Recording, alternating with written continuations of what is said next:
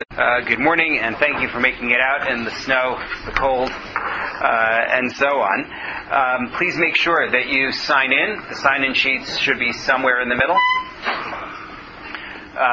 as well as the handouts. There we go. So, please make sure that you silence your cell phones, and you will, God willing, receive a link to an online evaluation form after the session. I would ask that you please make sure to fill that out. It's brief. Finally, everything that we're going to say here, as is true for all of the sessions, is not intended as psak. This is not intended as any form of a halachic ruling.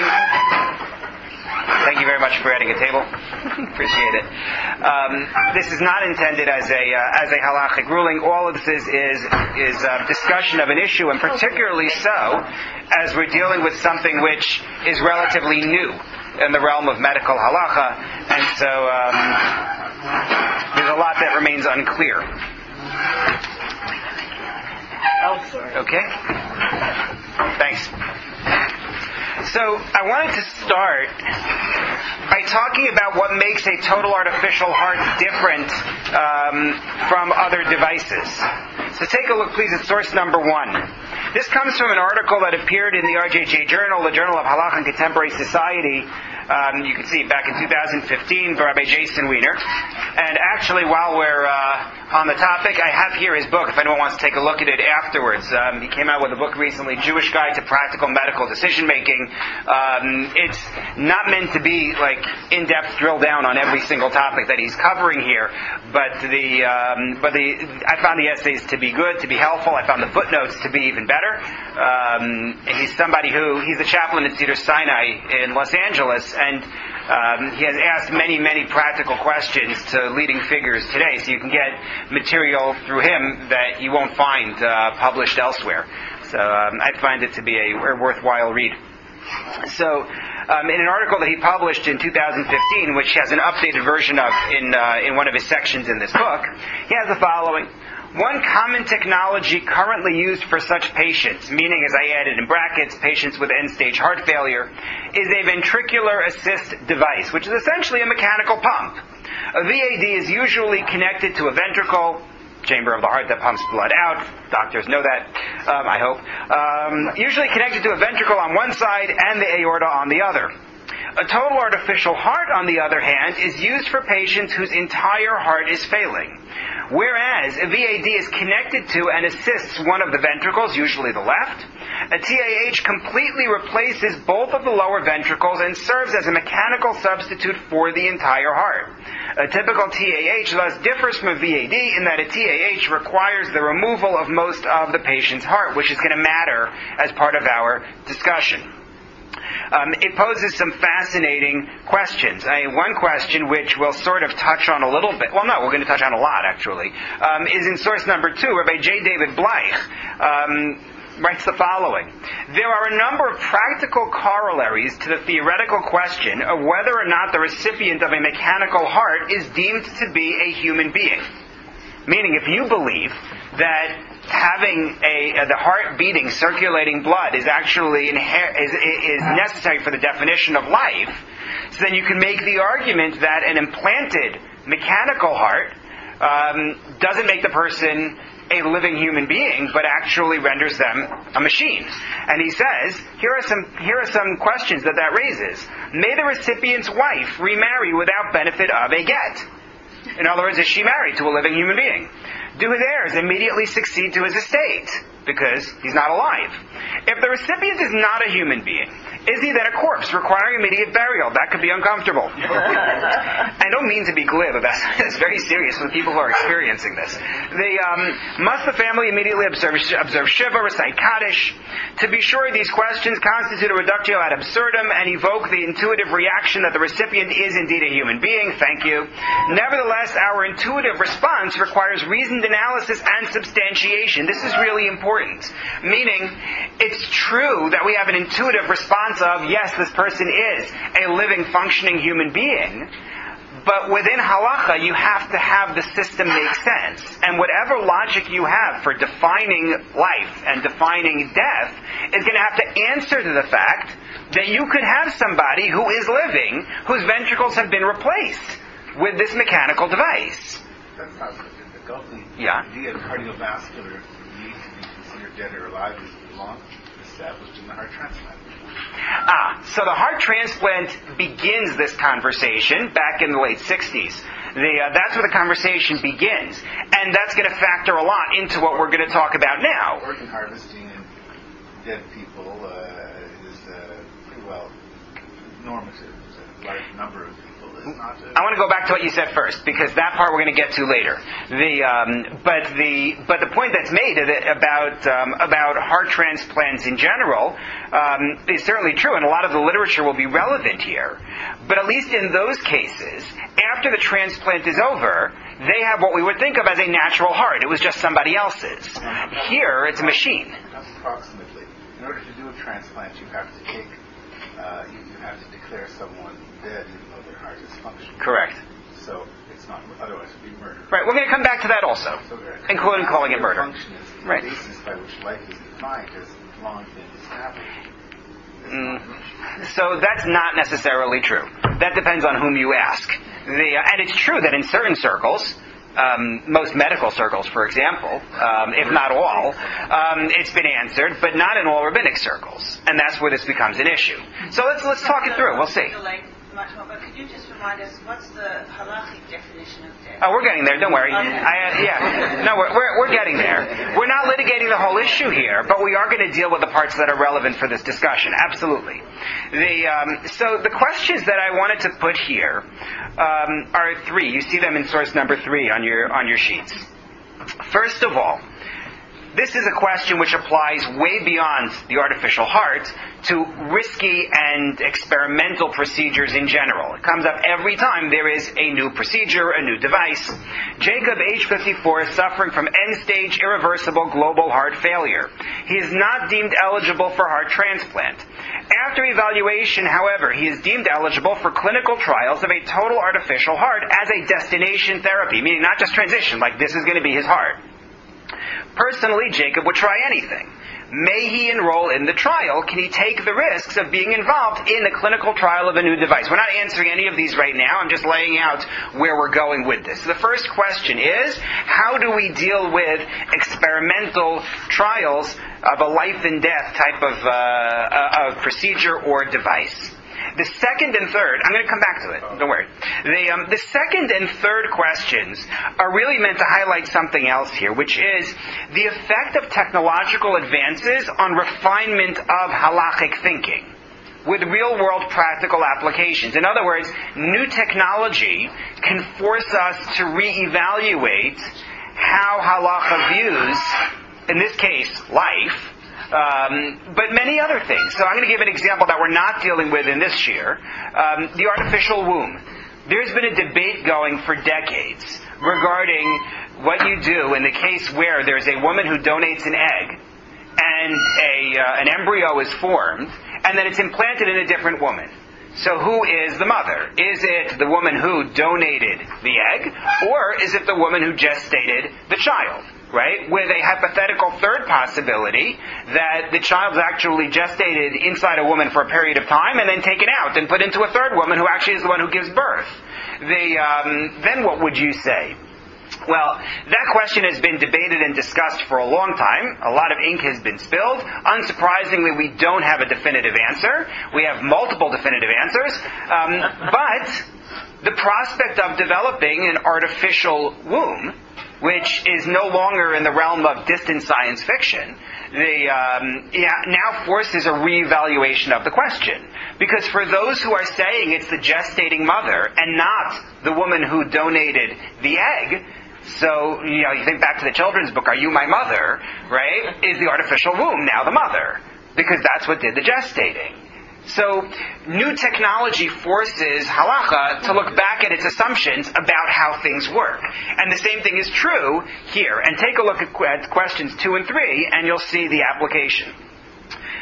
Sarah is a cardiovascular surgeon in training, which requires competency in implanting total artificial heart devices. Her rabbi believes that Judaism's definition of death is based on cardiovascular function. David, close your ears. That's what her rabbi thinks. May Sarah participate in this training program? Because part of implanting the artificial heart, we saw it in source number 1, is that you have to remove the natural heart. So is that then an act of murder? Before Tchias HaMesim, you bring the person back to life with the artificial heart. That's our second question. And then the third, that was definition of death. But what about definition of life? David received a total artificial heart, but a stroke several weeks later resulted in the cessation of detectable neural function. I did not go into all the issues involved in properly evaluating brain death. He cannot be weaned from the ventilator. However, David's total artificial heart is still maintaining blood pressure and circulation with no evidence of circulatory compromise. May the device be turned off? So that'll be our third question in the series of 3. It's definition of life. Is he alive if the only major organ that's functioning is the artificial one that's been implanted in him? That's our set of questions. So what we're not dealing with, there are a few things that we're not going to deal with that are also fascinating questions related to a total artificial heart, such as, may it be reused? Or is it part of the dead body now? In other words, when you implant it, does it become part of the body, and therefore you're not allowed to benefit from a corpse, and you can't benefit from this anymore? May it be removed at all after death? Is that called degrading the body? Does the person have to be buried with it inside? Chaver Kadisha questions that come up. Corollary whether or not you can do a heart transplant in the first place. If it's an artificial heart, if you can't take a heart out of a living person, that's one thing. But if you can take a heart from a person who now died and put it in somebody else, because there you're saving a life. Yeah, well, to take the artificial heart out, it's going to be planted. To use to save somebody else. Yeah. Right, the argument can definitely be made. Like I said, I'm not planning on addressing it. I'm only noting that there are other artificial heart questions that do come up. There are many more that you could come up with. Let's go back to our first one. Risk evaluation. May one take the risk of receiving an artificial heart? And as we said, this is true for new technologies in general, clinical trials in general. We have already discussed, and I brought you a link in source number 4 to one of the shiurim on this, the fact that there is a religious obligation to pursue medical treatment. Right? That's a general principle in Judaism. You have to guard your life. You have to pursue medical care. But our question here is about treatment which could be life-saving, but it could just as well be life-ending when you're talking about something that is experimental. So what would you say? What would you do with this question? Everybody was talking before. Yeah. Sorry, which question is he reading? What would you do with the question of whether somebody is allowed to pursue this? This is somebody who, like we said, is suffering from end-stage irreversible global heart failure. Correct, case number 1. So he doesn't have long-term prospects as he currently is. On the other hand, going through this surgery, if it doesn't work, is going to shorten his lifespan. So the question is, how do you make that decision? But what if it's not a trial? What if he's simply offered this? I mean, it's a different issue. Wouldn't that change? Well, the idea that it's a trial is that we're not sure how this is going to turn out. We have higher than normal levels of risk. I think the answer is yes. You can. 1 second. The answer is statistics, but what statistic? Well, you have to know the statistics. No, but I'm asking the question. What percentage do you feel now warrants that he go through this? That's a rabbinic. I think you retreat into practicality. This man will die. This man will die in a very short period of time. That could be weeks or could be days. If he receives the heart transplant, there's a good chance he will not die. Hang on. The definition is partly up to him because it's his risk, and it's partly up to Halachah. Mm-hmm. Halachah varies, but maybe as low as 10% or as high as 25%, in my opinion. That is not rabbinic. So the answer... We said none of this is psak. We're good. So the answer for him is he's trading a certainty of death for a suffix of life. So he's probably allowed to do it, but he's not forced to do it. Okay, so Albert says you have a certainty of death versus a suffix of life.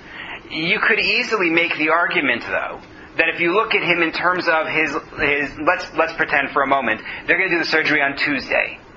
So his life expectancy for Wednesday, as of right now, is pretty good.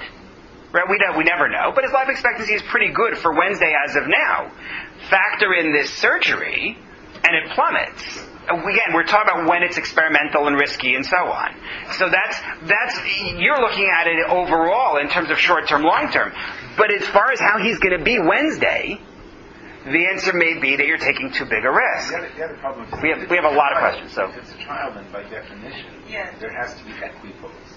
This would not be a trial. This would be, in other words, if it was not a trial, your argument is compelling. If there's therapeutic equipoise, why is your argument compelling?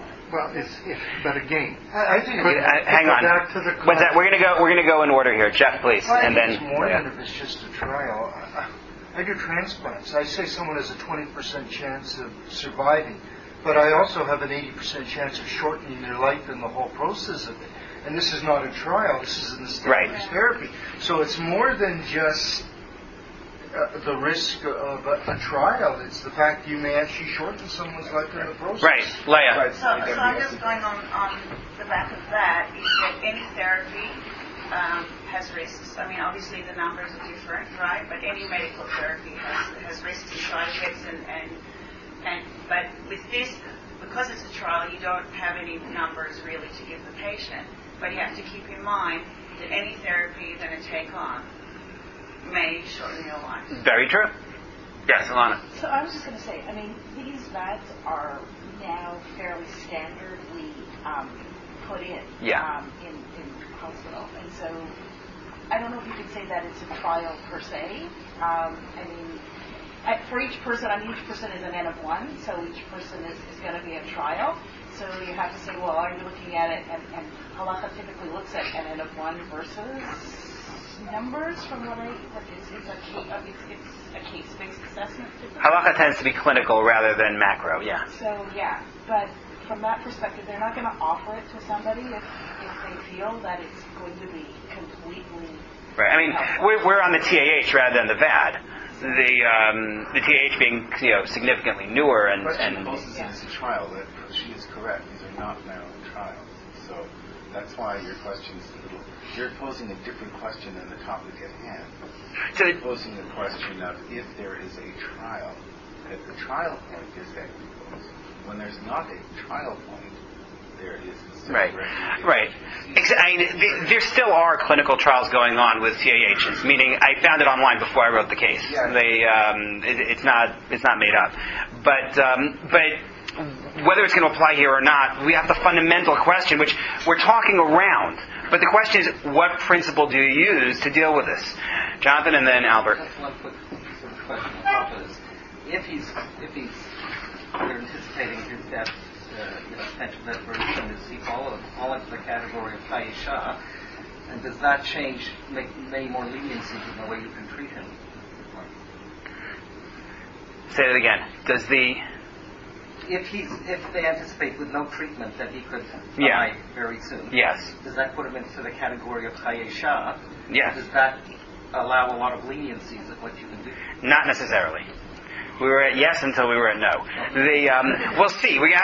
That's part of this question. But the basic principle in Judaism was really it has two parts. One, Chaye Sha'ah is of infinite value, and therefore cannot be considered less than Chaye Olam. However, given a choice between one infinity and another, I'll choose the longer infinity. And therefore, if you have a choice between Chaye Shah and Chaye Olam, you will opt for Chaye Shah. So the classic case, the Mishnah Berurah's case, a person goes into a fire and sees two victims, one of whom he can take out and maybe keep alive for an extra few hours. The other one he can take out and thinks that he could actually restore long-term life for. He can only take one. Take the one who could have Chaye Olam. So in that sense, we do have a sense of prioritizing Chai Olam, even though we say every moment of life has infinite value. Albert. You have to understand what trials mean.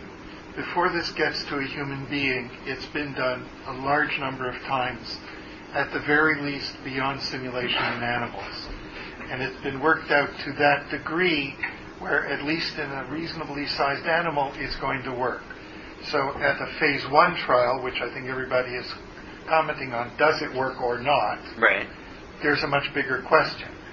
At a phase 2 or 3 trial, where you're getting into, are you going to implement this? Are there safety issues? How does it work out? What's the chance it's going to work? You have a much better chance of this equating to Chai Olam than Chai Sha'ah. Okay, fair point. Fair point. So what I would suggest is the following, and this takes into consideration what's been said here. You have a basic tension, right? The tension that we have is, on the one hand, we have an imperative of extending life to the extent that we are able to do so. That's a basic principle. We talked about, V'nishmartem l'nafshe sechem. There are various verses that one can bring to support this. On the other hand, the very act of engaging in this, and again, it may depend on what phase in the trial you are. You may be post-trials, and it's a 20%, 80%, whatever it is. But the bottom line is that there are levels of risk in engaging in this procedure, and at a certain point you'll say, that doesn't justify risking Wednesday's survival, even if it would enable survival for 10 months of Wednesdays or beyond if it were to succeed. So the tendency in Halachah is to be conservative. That's the tendency in Halachah, to say, Shev vel taseh adif, better not to act when you could end up causing harm. We're not supposed to put ourselves into positions of danger. And therefore, when the early days of natural heart transplants were going on, the late 60s, the rabbinic response was pretty uniformly, don't do this. If you take a look at source number 5, I brought you the classic tshuva from Rav Moshe Feinstein. This one I think is fairly well known. His formulation is dramatic. I'm going with the English as opposed to the Hebrew in the interest of time, but you can see the original there. The heart transplants which doctors have begun to perform recently are actually murder of 2 lives. They actively kill the one from whom they have taken the heart, for he yet lives, because he was going with a cardiovascular definition of death. And they also actively kill from an actual life of many years, sometimes even decades, the patient with heart disease. It is known that many people with heart disease live long lives, and in taking his heart and implanting the heart of someone else, all of them, should say die, shortly, most of them within hours, and some of them die in a few days. Even the one in Africa who still lives, even though about 6 months have passed, they have already agreed, as I have heard, that he cannot live for long. That was his feeling. That was his. This is the early days. What's interesting from a philosophical perspective, and it's not something that we're going to really unpack here, but it's something that should be we should deal with this at some point, is the macro versus micro. In the sense that Halachah really looks, as I said before, at the clinical level, at this patient, he's not asking the question of, then how are we ever going to get to heart transplants that can work? As far as Rav Moshe is concerned, if it develops to a point where it's safe, that's great. But you can't be a part of that. Sorry, exactly. No, that's actually what he is saying. That doesn't take care of the first half of his objection. First half of his objection is right. The cardiac, right? Time of death we still haven't talked about. We're going to. Well, but I was saying, God willing, you can't eliminate his formulation. Is 2 parts. Yes, right. It's true. His statement of "don't do it" is predicated not only on the death of the recipient, but on the fact that he believes you're killing the person who is donating the heart. That's an important point. Thank you. Yes. So ignoring the murder here. Yes. The problem I have with Rav Moshe alav shalom is that he's factually incorrect.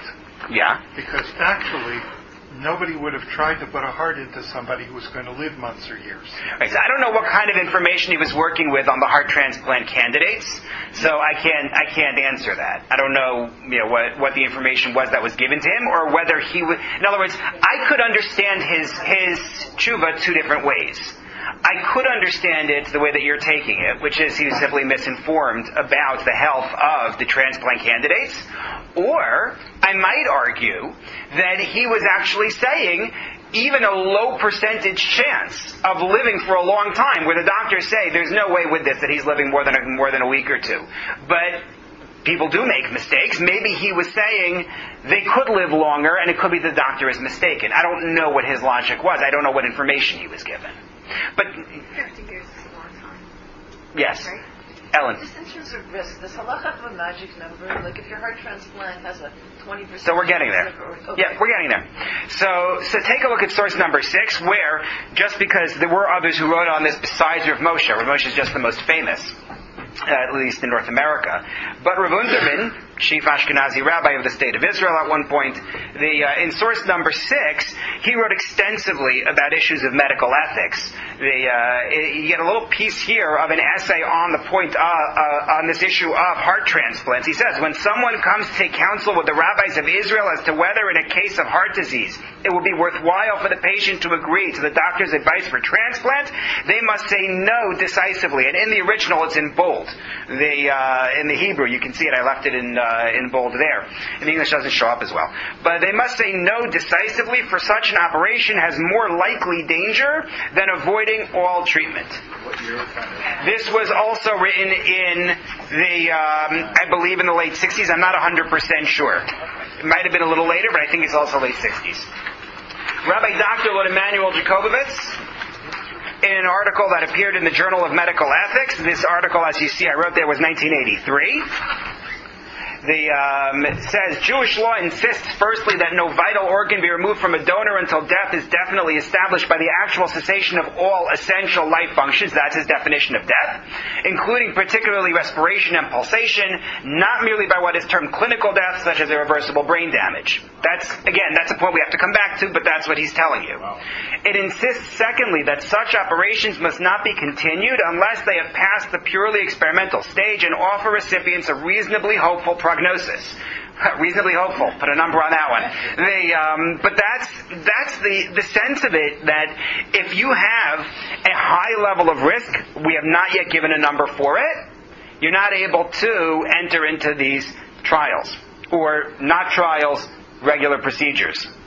But once the odds increase for surviving this, and assuming that you don't have a concern that you're killing the donor, right? Whether because you're using a total artificial heart and therefore there is no donor, or whether because you accept that the death of the brainstem, whatever you're going to give me as your definition of brain death, is going to be accepted. Either way, once you've gotten rid of the problem of killing the donor, so you're just dealing with the risk to the patient, as the odds increase of survival, risk-taking tends to be left up to the patient. In other words, there's a gray area.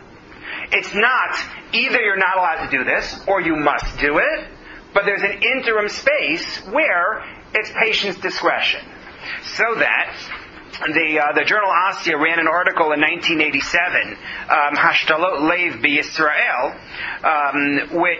which quoted both Rabbi Dr. Moshe Tendler and Rabbi Shabtai Rappaport, who is a grandson. You know that Rabbi Tendler is a son-in-law of Rav Moshe. So Rabbi Shabtai Rappaport married Rav Moshe's granddaughter, and both of them said that at the end of his life, Rav Moshe changed positions regarding the level of risk issue in the heart transplant. Whether he changed positions on the brain death issue is a long, long discussion, and Rabbi Dr. Tendler takes one position and others take a different position, and we are not going through that right now. But they claim that he changed position on the issue of risk and risk-taking on this. Yes? Do any of the poskim here who are saying, no, we can't do it until experiments have been done, prove it's safe, deal with the ethical question, is it okay to take information done from unethical experiments. So we right. Right. So there is a lot of discussion about about using that kind of information. It's beyond the scope of what we're going to do right now. Maybe I'll send out a link later because I discussed it a while back in a shir, and I want to first check what I did and see if I still like it because it's about 7 or 8 years ago. But yes, that does get discussed. There's also a corollary, it seems to me, that's always bothered me. That is, if all the Jews listen to the rabbis, then the only experiments that can take place are ongoing. Right. And that's part of this whole challenge. That's what I meant when I said they're not dealing with the macro issue. They're dealing only with the clinical issue. This is true. So, generally speaking, they want to see a risk. They want to see an increased set of odds for survival. If you take a look at source number 8, Rabbi MordechaI Torczyner writing in 1986, in normal surgeries, meaning not talking about heart transplants, the patient is considered alive, meaning he has the ongoing status of alive the entire time, as opposed to the heart transplant argument. But he enters a state of danger in the course of this normal surgery. But a patient may introduce himself into danger when the chances of healing are good. Tovim, there's your definition. If the odds are good. No, we're going to get better than that. Albert. I apologize for going backwards, but I have a significant problem here. Yeah. We've been doing cardiac bypass for the better part of, 70 years now? And in the course of doing that, we physically stopped the heart at the very beginning. We're getting there. Hang on. We really are. So my question, at the time of stopping the heart, not in a transplant, in a bypass, did we kill the person? Right, we're getting there. That's in the next section, really. But Rabbi Halperin's position that if this that if the odds are good, the patient is entitled to take the risk, is echoed by Rabbi Dr. Avram Steinberg in his article Hashtalat Evarim, in Rabbi Dr. Avram Sofer Abraham and Nishmas Avram, and the patient now has the chance of taking a risk. So what constitutes good odds for this? Well, the Shvus Yaakov, Rabbi Yaakov Reischer, writing a long time ago about this, well before there were any transplants, but dealing with the question of medical treatments which could harm but could help, in number 9, he says, in this case, the case he's addressing, since the patient will definitely die, that's the medical opinion, we leave the certainty and take the possibility that he might heal. Right? In other words, we say, go for it. Still, a doctor should not simply do this. He must be very patient, checking with expert local doctors based on the majority view, meaning a visible majority, 2/3, out of concern for those who are, I translated careless. It's not really a great translation. The Hebrew is kalei hadat, people who are frivolous. Maybe that is careless, I suppose. I'm not sure whether I like my translation or not, but he's dealing not with a modern case. Look, he's talking about 17th century Prague. And he says that before taking a course which could really harm the person, you can't just say, well, let's go for it. He wants a 2/3 opinion that supports it. That's very high. That's the answer to Alan's question. No, but that's different. I think what he's saying is if the doctors 2/3 would agree that people should go for it. Good. This is not quite analogous, because he's not saying that it is a 67% chance of success. He's saying 67% of doctors would say, we think this is worth doing, this is a good idea. Right? It's not quite the same. So even though this gets cited in many sources, I think you have to be a little more careful. And I'm not so thrilled with using this as a basis. Fast forwarding to the 20th century, take a look at Reb Chaim Ozer in source number 10. Early 20th century Poland. Regarding his honor's question about a patient for whom expert doctors say that without an operation, he will not live beyond 6 months. And with surgery, he might live. But the surgery is very dangerous and he is more likely to die soon. So you have now a less than 50% chance of surviving the surgery. It appears from the Gemara in Avodah Zarah that if he will definitely die, meaning without the treatment, without the surgery, we heal with this. We're going to use this method. For we are not concerned about loss of short-term life, where he could be healed even as a distant possibility, so long as they have not abandoned hope of healing him. So he is willing to go with a lower threshold. To say that where they said he's going to definitely die without this could be risky, but he is willing to go for it. And he's willing to abandon short-term enhanced mortality. So it appears. So it appears. He's willing to take the risk. However, again, this is up to the patient. And Rav Yaakov Emden noted this in source number 11, that if a doctor has certain knowledge, clear understanding, then you could coerce a patient. Now, leave aside coercion of patients. We've talked about the issue of patient autonomy in other sessions, but his point is, then there's a religious obligation to take this operation. However, if you don't have certain knowledge and clear understanding of it, then no, the patient is entitled to decline.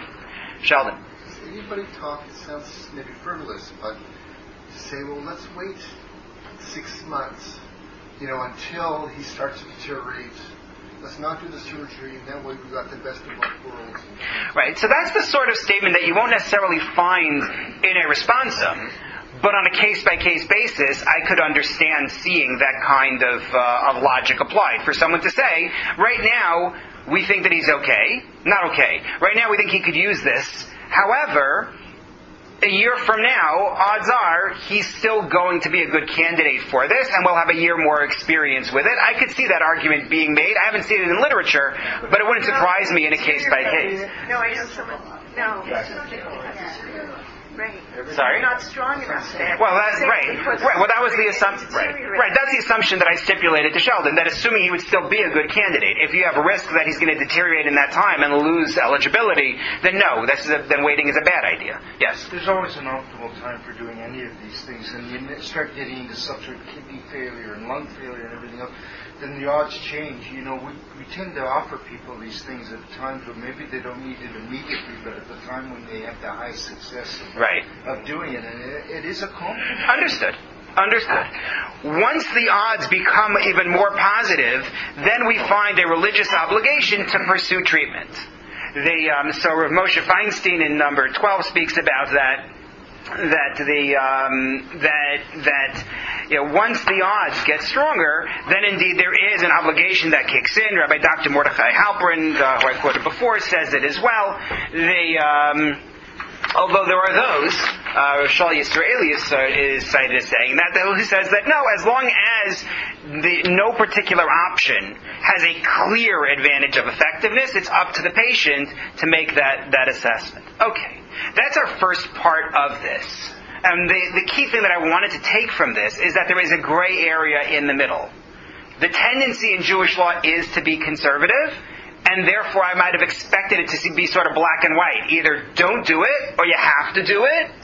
But you do have that area in the middle where it's up to the patient to say, I am willing to do this, knowing that I'm risking survival until Wednesday by engaging in the surgery on Tuesday. That to me is the key takeaway. So there's still no numbers. Like if it's 1% versus 0, is it okay for the patient to say, "I'll go for it"?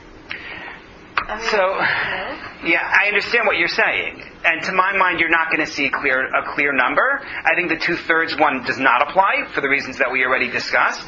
I'm tempted, and I think that I'm tempted, maybe wrong, to go back to what we've quoted from Rav Shechter in other circumstances. Herschel Schechter's article, which we've quoted many times, Ve'elav hu noseas nafsho, in which he deals with the right to decline treatment in an end-of-life situation.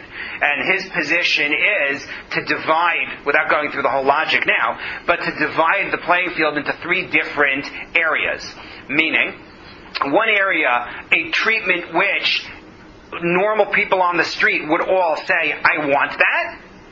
At the opposite end, treatment which no person on the street would say, no, I don't want to undergo that. And then the middle. And his position is, if it's a treatment that everybody would say yes to, he doesn't have the right to say no. If it's a treatment that no person on the street would say, no way, I don't want to have that intubation, I don't want to have whatever it is, then the patient is not allowed to accept it. And then in the middle, it's really up to the patient. And there, the standard of, up to Now, the end of it being up to the category in which it's up to the patient is really the vast majority of cases, and it's a slim minority at either extreme. I'm not sure whether he ever intended it to be taken that way. I should really just send an email and find out. That would be the smart thing to do. Maybe I'm going to do that. I think. The ethics committee at U of T on the topic of cardiac arrest research takes Schefter's opinion of Physician 1. In other words, they endorse the concept of what's called the implied consent. Right, so that's a whole substituted judgment that's a whole other issue. Okay, so let's move into the second area, because the second area is really the bulk of this, and we're already 40 minutes in. The second area is the most complicated, and that is the effect of technology on the definition of death. Is a doctor who removes a natural heart to implant an artificial heart guilty of murder? And yes, this will apply to the bypass surgery question as well. As is well known, we have great halachic debate regarding determining the definition of death, and the point of this year is not to reopen and explore that entire debate. We would need the day, not an hour and a half. What we do want here is to show that introducing this technology, like I said in the beginning regarding the artificial uterus, is going to necessitate reopening this debate. Because if we can replace the heart, then does halting the natural heart really constitute death? Even if you are a believer in the heart function as the definition of, or the cessation of heart function as the definition of death, what about where the heart becomes replaceable? So in order to understand this, and in order to see how those who accept heart function, cardiac function, in order to understand how they're going to deal with this, we do have to go back to the sources that say that heart is the determinant of life and death. The Mishnah in Alos, which I brought you in source number 13, is the standard source that's brought to support brain death. The Mishnah is talking about animals, but the same will apply regarding human beings. Domestic and wild animals do not communicate tum'ah, the ritual impurity associated with death. They don't communicate tum'ah until their lives depart. If their heads are cut off, then they communicate tum'ah even if they still spasm, as in the case of a spasmodic tail of a lizard, right? Mefarkeset is the Hebrew term. Meaning, if the brain isn't sending signals to the rest of the body, at that point the person is, or the creature in this case, is dead. And that's the basis, in general, there's more to discuss obviously, but that's the basis for the neurological position. On the other hand, if you flip the page to source number 14, Gemara in Yuma, dealing with the case of somebody who is in a ruin, and it is Shabbos. And in order to dig them out of the ruin, you have to violate Shabbos, which of course you do if the person might be alive. But once you know that the person under the rubble is dead, so wait till Shabbos is over. That's the principle by which this Gemara is operating. So the question is, you found the body. You know with 100% certainty there's only one person in the ruin. So we're not talking about you should keep on digging, maybe there's somebody else. However you know it, you know there's only one person in that ruin, and you found him. So, you start checking, as you're digging the person out of the rubble, you start checking for signs of life. Where do you check? How far does he check? That's what the Gemara asks. To his nose. The answer is you check up to the person's nose. You are looking for signs of breath in the nostrils. And some say to his heart. You have to check to the heart. Is the heart beating?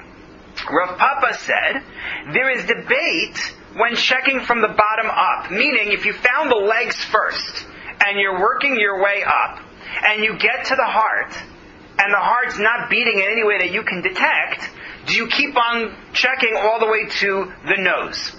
That's where there's a debate. But when starting from the top down, but if you got to the head first, then once one has checked the nose and there's no breathing, there is no further checking required. That is the statement of Rav Papa in the Gemara. Rabbi J. David Bleich, who is one of the leading supporters of the position that says that you wait until cardiovascular function has ceased, says this is the way to read the Gemara. This is the way he looks at it. Rav Papa is saying the heartbeat is what matters. The heartbeat is the central concern. However, it's sometimes easier to find respiration than it is to find heartbeat. Lack of respiration means there's no heartbeat either. That's the argument that Rabbi Bleich gives in reading this Gemara, and he's basing himself in part on Rashi. The second Rashi there. Not the first one. The first one we have to come back to, but the second one. He says, the debate of these Tanoim, these Mishnaic authors, one saying until his heart, one saying until his nose, is from bottom to top, when you started from the legs. When one finds his feet first and one checks toward the head. One says we can determine life at his heart, for his soul beats there. And one says until his nose, as sometimes one cannot detect life at his heart, but it is detected at his nose. The patient might still be breathing, indicating the patient is still alive. So that's your basis, in a nutshell, for the view that says that we care about heart function. Yes, one could make the point that had they had access to equipment that could detect brain function, they would have just gone with brain function. It's a what if. It's a logical what if, but I don't know the answer. The nostril is the brainstem gap, essentially. Why? Because you have to have a brain to breathe. Right? You have to have a brain to signal the lungs to breathe. Yeah. And the heart death is hypercapnic noise. Well, the heart is autonomous. The heart can beat without the brain sending it. I'm silly. I'm saying medicine. I have a different question. Yeah. What technology did they use to determine the heart was beating? Ear. No. Yeah, I mean, they. But seriously, the what are you asking? stethoscope wasn't invented yet till right. the 17th, 18th century. Right. So yeah, you put your ear to the person's chest. Yeah, but in that situation, there's too much noise. You may not hear. Maybe that's why they're concerned about having to go to the nostrils. That was the reason. They use tubes. That was the reason why they said respiration. Right. They always say, go to the nostrils, because we won't always detect the heartbeat. But I think you would, in that situation, you would stop breathing before the heart would stop. Unless it was a cardiac event, I think you would stop breathing before the heart would stop. I mean, right. So that I can't answer, except to say that this has the ring of a case they dealt with. In other words, this doesn't have the ring of an abstract type of a hypothetical. So whether it was because it was a cardiac event or what, I don't know. It's a curious question. Yeah. William Harvey was 1640, so the pulse as a definition of death may not have been something they knew. Linnet was 1750, so there's no oscillation. So right. Except by ear. And the answer is putting your ear to the chest. That's what it sounds like. But take a look at number 15. Take a look at number 15, where Bleich gives his formulation. The necessity for examination of the nostrils is based upon the assumption that it is possible for life to exist, even though such life may be undetectable by means of examination of the chest for the presence of a heartbeat. Rashi succinctly comments that the first opinion maintains that examination of the chest is insufficient to determine whether or not life is present. Quote, for at times life is not evident at the heart, but is evident at the nose. That's the position. Take it or leave it. The definition of brain death, I think, has changed too. The reason Yes. is because now we're artificially supporting breathing. Yeah. And artificially supporting the heart. Right.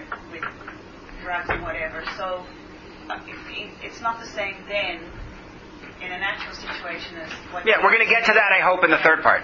The issue of, well, what about when the person's just functioning by machine? But in terms of this, right, this is going to create a problem for us. This definition of death is going to create a problem for us, as we said, not only in terms of a total artificial heart, but with open heart surgery in general. You put the body, even before you get the transplant, you put the body on a heart-lung machine, what have you done? Right? The heart is no longer what is circulating the blood. So much so that if you take a look at source number 16, Rabbi MordechaI Torczyner says the following. This view that there is murder in a heart transplant depends in truth on the position of those who disagree with the Chacham Tzvi. We're coming back to Chacham Tzvi in a moment. But if this view were to be accepted as law, then it would prohibit not only human heart transplants, but also transplant of animal hearts. Because it's not about whether you're killing the donor or not. And artificial hearts. Still, it is clear this view is halachically incorrect. whether because the law does not follow Chacham Tziyah or for another reason. The proof is in all of the various kinds of heart surgeries, like open heart surgery, when the function of the heart, parentheses and lungs, is halted entirely for several hours, and an artificial heart-lung machine temporarily functions in place of these vital organs.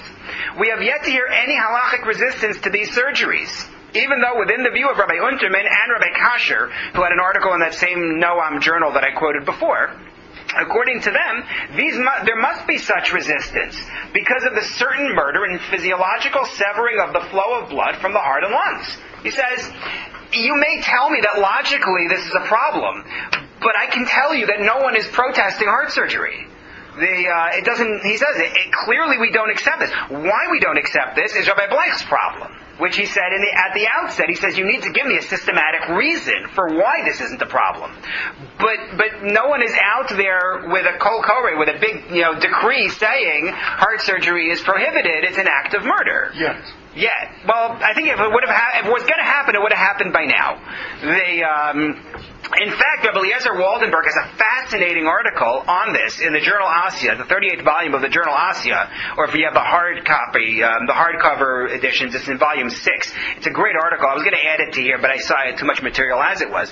But he asks all sorts of questions, some of which we noted in the beginning, about whether there's a need for new kiddushin for this person. He goes through heart surgery, right, successfully. Is he still married to his wife? And he brings all sorts of evidence from Talmudic cases in which people died and came back to life. Right? The classic Gemara with Rabbi Zera, right? Where Rabbi Zera is killed on Purim when somebody drank too much, and then he comes back to life. So does that mean he needed a new kiddushin? We're going to discuss some of that, actually. It's going to come up as we go through this. So what do... By the way, some practical defibrillators up until recently that aren't deliberately arrested.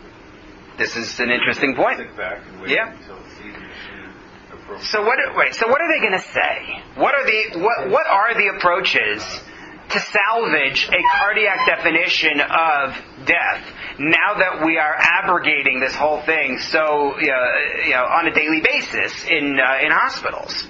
So the first approach Rabbi Bleich offers is that death is not about the heart functioning or not, but it's actually about something called vital motion, which includes heartbeat, but can still be there even if the heart is artificially stopped. And here's how he comes to this conclusion.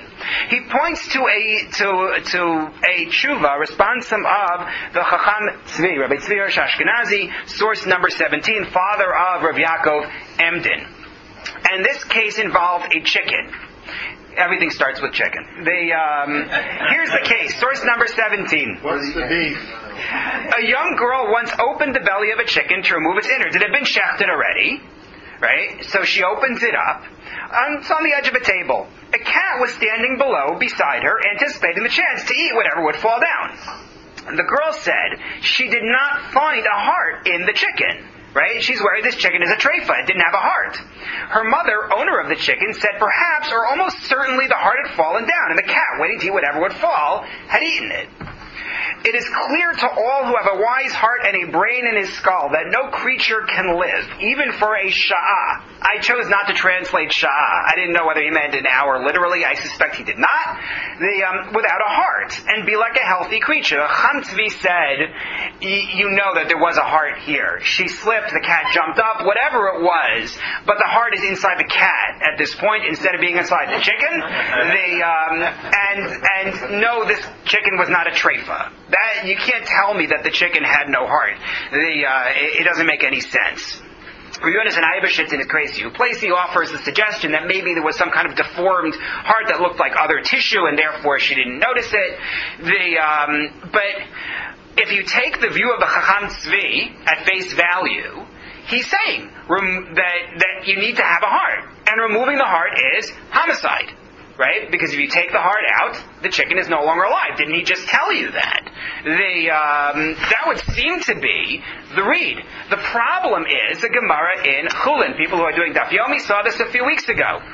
The Gemara in Chulin talks about what happens when you sever the trachea of an animal. The source number 18, the Hebrew is at the bottom of one side, the English is at the top of the next side. Reish Lakish said, if one cuts the trachea, as part of shechita, you cut the trachea and the esophagus. So if you only had severed the trachea, and then the lung was punctured, even though shechita is supposed to be in one gesture and so on, don't ask how this happened. This is a case which I don't know if it ever happened, but hypothetically, because it teaches us lessons, we go through the case. The shochet has succeeded in cutting the trachea, and then something happened to puncture the lung. So the question is this animal a treifa, because it was mortally wounded before you finished the shechita? The lung is punctured. So he says, no, the animal is kosher. We view the lung as though it were placed in a basket, because the trachea is no longer intact. Therefore, the lung that hangs from the trachea is irrelevant to the life of the animal. The trachea you can't damage the lung any more than it is already damaged, right? Once you've severed the trachea, that's the statement. Rav Acha bar Yaakov, though, then challenges him. He says, "Wait a minute. We see from Reish Lakish that one may invite a Jew to eat the innards, but one may not invite a non-Jew to eat the innards." Meaning, he says, now all kosher animals are non-kosher for non-Jews. That's the implication of this. Why? Because one of the Sheva Mitzvahs B'nai Noach, the laws that apply to all human beings, prohibits eating flesh from a live animal. Take flesh separated from the animal while the animal was still alive, right? So, all of these innards were severed from the body. Anything that's suspended from the trachea is what he's talking about. All of these things that have come from the trachea were separated from the body, right? Before death. So the argument is that it's Eiver min hachai. It's flesh from a live animal. And he says, why? For Jews, kashrut depends upon shechita. And you did a kosher shechita because you went on to cut the esophagus as well. So for us, it's fine. But non-Jews suffice with killing it, and it depends on death. These innards are like organs from a living creature. It's a remarkable perspective on it. But what it's telling me is that the animal is considered to be alive after the heart is separated from the body by the severing of the trachea, or these innards are separated from the body by the severing of the trachea. Ditto, a Mishnah in Gin, in source number 19, talks about another case that we would think is physically impossible. If they cut two, meaning the trachea and the esophagus, or they cut most of them, someone was being executed. The Romans had somebody they were going to execute, and they're going to do it by cutting his throat. So they cut through the trachea and the esophagus, or most of them, meaning most of the diameter. And the man hinted or said, "Write a get for my wife." They should write the get and give it. Meaning he is considered to be alive. He is considered to be alive, even though they've severed the trachea and the esophagus. The heart's no longer connected. But he's considered to be alive. I mean, it's connected to the vascular system, but it's lost one of its major connections. No, it hasn't. What do you mean? Trachea and the esophagus are up here. Yes. Your heart's down here. Yes. In order to sever a connection to the brain, you've got to go a lot further. Not the connection to the brain. You're assuming we're talking about connection to the brain. That's not what I'm saying. One of the major, I don't know what to call it, vessels is the wrong word, but what's the word I should use? Is now severed for the trachea. No, the trachea consists of the respiratory system. Correct. So the vascular system has not been compromised. You didn't get the aorta. The aorta would have to be severed. So the issue here, the death, is from hypoxia, from not getting enough oxygen. Right, but I'm not talking about but that takes a long. You have a few minutes still. So he could still motion, he could still do something, because there's still residual oxygen. We're talking about two different things.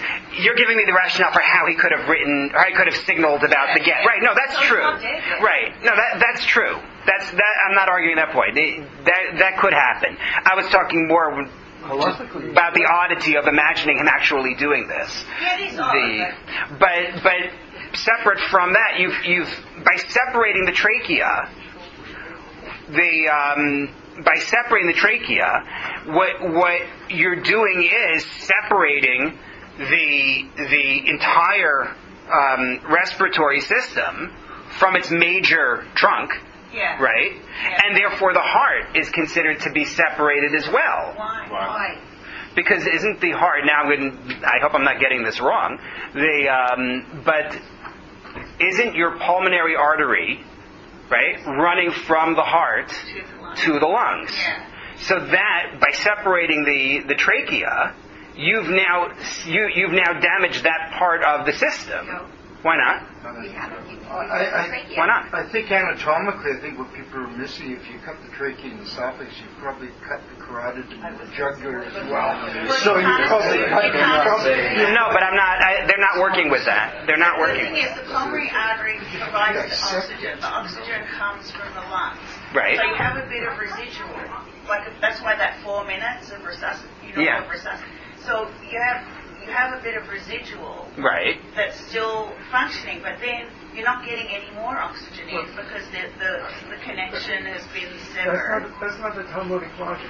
Your intestines can still be operating when your esophagus is cut, can't they? Yeah. Well, yes. But the Gemara assumes they're not. Because they're connected to the digestive system. Once you cut the esophagus, you've now removed it in the entire system that is connected with it from the body of the animal, as it were. Okay. Similarly, if you do the trachea, since the heart is functions has to deal with the trachea because of the oxygenation system of the body. Theoretically. I'm just saying that's a problem. I'm not saying it's true. I'm just saying it's a you could still suck in air through the open trachea, theoretically, too. Right? We do tracheostomies on people. Right. Yeah. Right. What I'm going to do, though, is go further here at this point because it's a minor point within it, and I don't want to lose some of the major things we have to get to. Yes. Are Jews also required to observe the 7 mitzvahs of B'nai Noah? Yes and no. But I'm going to make it easier for you by reading the Ran that's coming next. Okay. The source number 20. He says, I don't get this whole idea that it's viewed as though we're placed in a basket. He says, saying it, the lung in this case, is like it was placed in a basket is not clear to me. If so, the animal is entirely dead. How could cutting the esophagus afterward permit the animal? He's asking the question about all shchita. He's saying the animal is already dead once you've severed the trachea, and therefore cutting the second siman, cutting the esophagus, shouldn't be able to create a kosher shchita. You did shchita on a dead animal. That may work for halal, but it doesn't work when you're talking about shchita. So the question then that we're faced with is this: the Chacham Tzvi has told me that removing the heart is homicide. Right? That was his statement. His statement was the chicken cannot live without a heart. However, as the Ran makes clear, and the Ran was really the one I wanted to make sure to get to with this, he says cutting the trachea is not considered to kill, can't be considered to kill the animal. So he says, so Rabbi Bleich comes up with the following rationale, source number 21. He says, Rabbeinu Nisim, from source number 20, apparently reasons that recognition that the animal has in fact not died is evidenced by the fact that the heart continues to pump blood through the circulatory system. Logically entails acceptance of the position that the heart is not already, quote, in a basket, but continues to function as an integral part of the organism. In other words, and this is where Leah was trying to go, I think, the heart is still doing its job. Trachea severed, trachea not severed, the heart is still doing its job, circulating blood. Hence, in the opinion of Rabbeinu Nisim, so long as the heart remains attached to the body and functions as the animating force of the circulatory system, it is deemed to be an integral, he's missing a word, but it should be part of the body, even though it is no longer attached to the body by means of the trachea. According to Rabbeinu Nisim, the heart cannot be deemed to have been, quote, placed in a basket, so long as the circulatory system is operative. That's the position that Rabbi Bleich takes. It's not about whether the heart is connected properly to all the different parts. That's not what he cares about. It's really circulation that he cares about. And he sees this view in a statement of the Chasam Sofer in source number 22, in which the Chasam Sofer, dealing with the identification of death, he says about the heart, it lies there like a stone without any beating, and then the breathing stops. We only have the position of our holy Torah that he is dead. I'm not going into the Chasam Sofer's case. It's a fascinating one. But the point is that, and this is Rabbi Bleich's point, that he says there is no beating going on, it's the circulation. And now we go back to that Rashi that I skipped in source number 14, the first Rashi there, talking about checking the body of the person who's stuck in the ruin. So Rashi said, how far does he check? If the person appears dead, not moving. He catches those words. Why did Rashi throw in the words, not moving? He says this refers not to moving like moving one's arm, but that there's no motion going on within the body, which is the way he reads it. And he says that's why we read about the lizard's tail. Right? We said that the lizard spasmodically moving the tail, where its head has already been cut off, doesn't count as movement. Why did the Mishnah need to emphasize that the spasming of the tail is meaningless? Because other movement would be meaningful. This is not, but movement in general, he says, is. Now, you may know, because I think he's from Toronto, originally, Dr. Noam Stadlan. I don't know if you're familiar with him, but he is very upset about this position. I didn't bring his material on it because really we would have nothing else to say going forward. He has a lot to say about this, but he's very frustrated by, and I brought you links to 2 articles of his on it, one from Chakira and the other one from a blog, in which he talks about vital motion, this idea that Rabbi Bleich is using, and says, it's too non-specific, it's too broad, it's too much of just a solution to a problem as opposed to a logical theory. He really does not like this idea at all. But that's solution number 1. Not so much that it's circulation, but that it's vital motion. And the reason I distinguish is because maybe other motion will count as well, not just circulation, if I take this view. You mentioned the intestines can still function. Maybe that would be considered motion that indicates that the patient is alive, according to this view that said, until now, that it's cardiovascular function. But aren't you circling back to the brain death? What do you mean? Well, I mean, if you accept a priori that brain death is the sine qua non of life. Which he doesn't. Right. Right. What situation would this be? Vital motion? I'm not sure. The case in which the throat has been cut, right, but the heart is still beating. There's still blood going around the body. For the next couple of minutes, he's still alive. The get can be written and so on.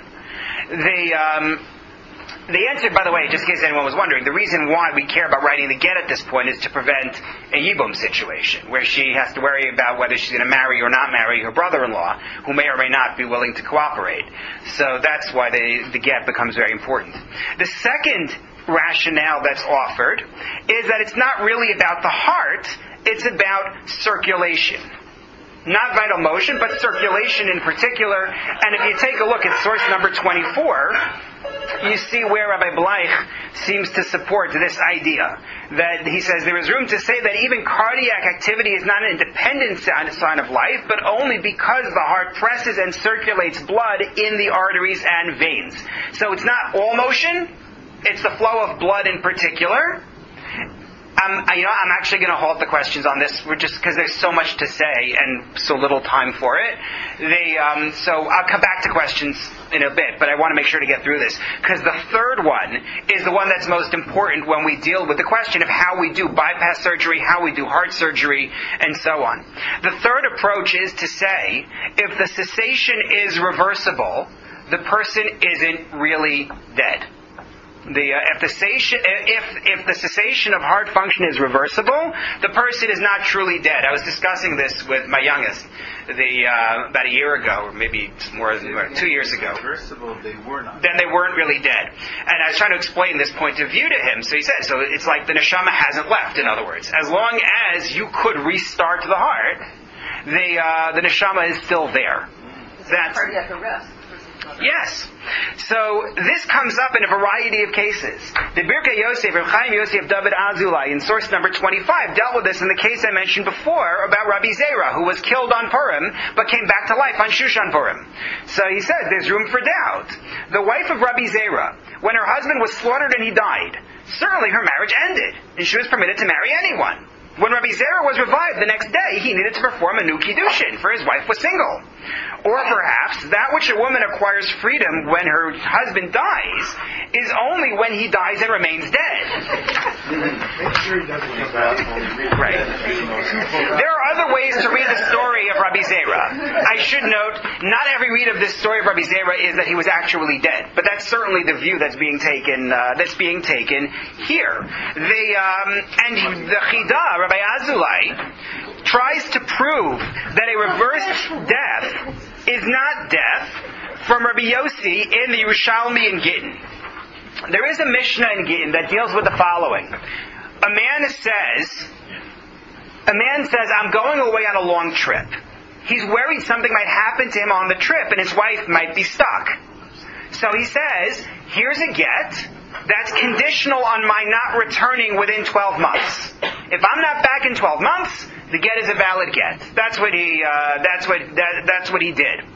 So what happens if he dies within the 12 months? Is she a widow or is she a divorcee? Right? You haven't yet hit the 12-month mark. The practical application of it, as Rashi notes on the Gemara in Gittin, is yibum. Right? Does she have to either marry her brother-in-law or do chalitza? Or can you say she's a divorcee? Right? Does she need to wait for 12 months to end? And then at that point, she no longer has to worry about yibum or chalitza. She can't get married until the year is over, and now she's a divorcee. Is that the way that we're going to look at it? Or do I say he's not coming back? Right? Literally, he's not coming back. So therefore, the get is already valid because we know that at the end of 12 months, he won't be here. Can you make that argument? So the Babylonian Talmud has this whole discussion and is not clear on the conclusion, but the Talmud Yerushalmi has an answer from Rabbi Yossi, which is in number 26. May she marry? Is she allowed to get married? Rabbi Chagai said she may marry. Rabbi Yossi said she may not. She's not allowed to marry. Why? Perhaps miracles were performed for him and he lived. Who knows? He might come back to life within the year. Now, the commentators all discuss, was he talking about the Yibum case, general marriage, but I'm not going into that right now. But the Birkei Yosef, Rabbi Azulai, comments what you see in source number 27. He says, where we hear someone has died, we do not worry at all about a miraculous revival. Meaning, if you really take Rabbi Yossi seriously, then why are you stopping with the case where a guy gave the get after 12 months? This should be a concern in all cases. Right? We have all sorts of cases where there's testimony that someone has passed away, and we accept that to allow her to remarry, but maybe now you have to worry. Maybe he came back to life. Death isn't final either. So he says we don't worry at all about that. That never happens. But we learn from this Yerushalmi that if after dying miracles happen and he lives, his wife is still married to him. And his certain death does not matter, since in the end he is alive. And he says that's the key lesson, the takeaway here. No, we're not really worried that people came back to life. That's not a concern. However, if somebody did come back to life, their marriage remains. Because what this indicates is their death was reversible. So Rabbi J. David Bleich uses that principle to solve the question of how it is that we do these surgeries. Source number 28. Similarly, when the halachically posited criteria of death, including cessation of cardiac activity, are manifest, but the patient is subsequently resuscitated, it must be assumed that the patient was not dead during the intervening interval. See Rav Moshe Sternbach, Shlomo Zalman Auerbach. Thus, it is only irreversible criteria of death which establish that death has indeed occurred. That is, to my mind, the best out of the three solutions. As opposed to saying it's vital motion, or as opposed to saying, as long as blood is flowing, through the circulatory system, to say it has to be irreversible. And therefore, all the bypass surgeries and the transplant surgeries are not acts of murder, even though you halted cardiac function, and even though you're telling me that heart function is a definition of death. Because it's not irreversible, we're going to be we'll will be okay with it. This has its analog, of course, in the tests that are done to determine brain death.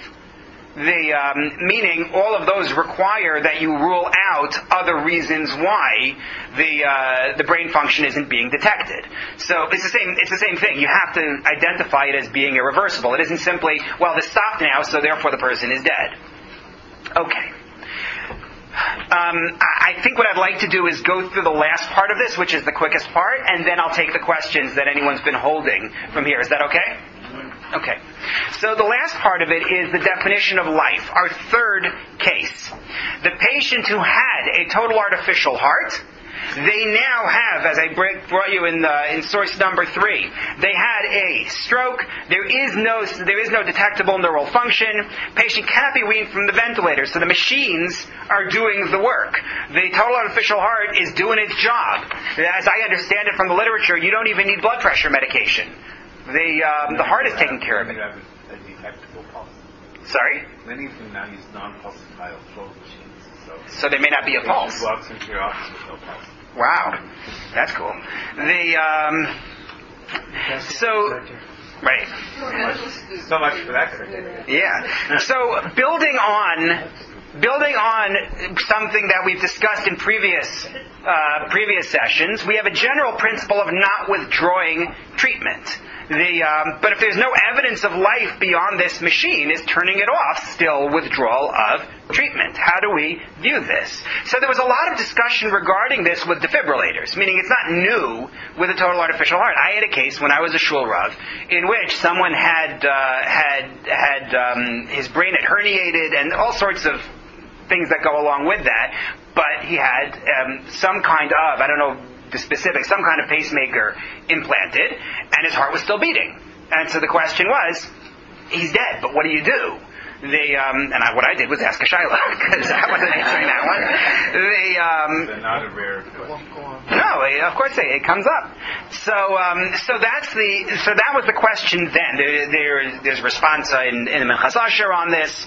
But even if one may turn off a defibrillator or a ventilator, at least there, the argument can be made that you turn it off at a moment when it's not functioning, and therefore you aren't killing the person as much as preventing this device from assisting with the maintenance of the person's life. Depends on the circumstances of the case, obviously. But with a total artificial heart, there is no moment like that. This is what it's doing. If you turn it off, you have stopped the heart from beating.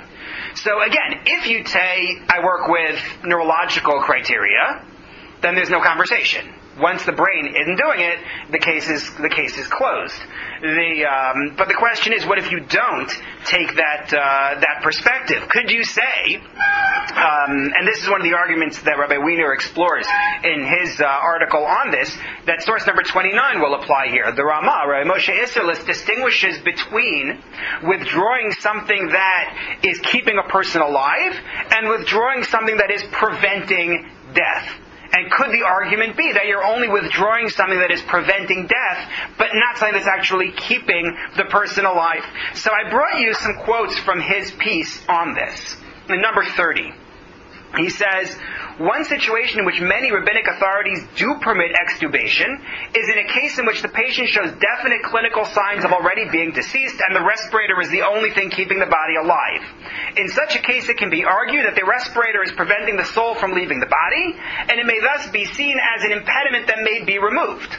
Therefore, those rabbinic authorities who accept neurological criteria of determining death would likely permit TIH deactivation once a patient is declared brain dead. And he got that from Rabbi Dr. Avram Steinberg. Even some of those authorities who do not accept brain death as a valid halachic definition of death may still permit deactivation once the patient is declared brain dead, because at the very least, such a patient may be considered a goseis, somebody who is at the moment of death, and the TIH could be seen as an impediment preventing the soul from leaving, what the Ramah did in number 29, as some rule regarding ventilators. Indeed, Professor Avram Steinberg reported to this author that Rabbi Shmuel Halevi Wozner ruled that although he opposed the brain death criteria, in case of an artificial heart, the combination of brain death with lack of a natural heart could be defined as the moment of death. So he's willing to go that route. Rav Asher Weiss says something which requires explanation. In number 31, he says, Rav Asher Zelig Weiss has suggested that as long as a person is alert and able to function, despite not having a natural heart, they are obviously still to be considered alive according to Jewish law. On the other hand, if a person is completely unresponsive and shows all other signs of death, it seems it should be permissible to deactivate the total artificial heart. It's an unpublished response, and at least as of when he published that article. The specific guidelines and criteria for this determination are yet to be worked out. Meaning, what do you mean when you say there's no function, there's no, what was his language? If a person is completely unresponsive and shows all other signs of death, so what if the intestines are still functioning? Will that be considered? No, this person is still alive because there is part of the body that's doing what it does. So this is a very difficult thing to implement, which is maybe why the responsive is still unpublished. It could be that he's trying to figure that out before publishing this. But that's a second view. So you have the view that says this is fine. He doesn't have a natural heart, and his brain is no longer doing anything that we detect as life, and that's enough. You have a second view that says you need to not have signs of life from the body, whatever that means. And then Rabbi Bleich takes his vital motion idea in source number 32, and he says, as Rabbi J. David Bleich has ruled, a patient whose own heart has been removed and replaced with an artificial heart and is sustained on a ventilator and incapable of spontaneous respiration is considered dead by Halachah only when incapable of any spontaneous motion whatsoever, including motion of internal organs, e.g. peristaltic action of the small intestine. Until then, such a patient must be treated. It will be forbidden to deactivate their TAH. Rabbi Bleich is consistent with what he said in the very beginning of this shiur, which is, he wants things to work logically within the system, and you're answerable to that logic. And without any logical way to show why this should be different, that's the position that he's going to take, as hard as it may be for people to wrap their minds around it. But it's a logical position that derives from his understanding that that vital motion in this case is the definition of life. So what we've gotten from this, please make sure, by the way, where are the sign-in sheets? There's one there. Just make sure, please, because once again this year I had people who called me up afterwards saying that they had been at a session, but I didn't have their name on the sign-in sheet. If you want to be able to get your letters, you need to make sure especially that you signed in. Also, if you want follow-up, because I'm planning on sending that question to Rav Schechter that came up during the shiur, make sure that you're on the list. But what emerges from this, and then I'll take the questions that remained. Number one, in terms of risk evaluation, we do have the idea that where there is a chance, we haven't really given good numbers on it, but a chance that this could be effective, and doctors are recommending it, the patient has the ability to say, I want to go this route, knowing that it risks their short-term survival. They aren't obligated to do it, but they do have that option of doing so. That's number one. Number two, the introduction of this technology of the artificial heart challenges those who argue that cardiac function is the definition of life. However, they do come up with ways to deal with this problem, whether it's vital motion, circulation of the blood, or the argument that it's reversible, and therefore it's still and therefore the patient is still considered to be alive. And then the last point, in terms of withdrawing it, you have a range of opinions which are going to have to be clarified further, because this is a live Sorry, that wasn't intentional. This is a question that is very much active these days. Okay, questions first, thank you very much. Questions that remain. Jack. On the last case,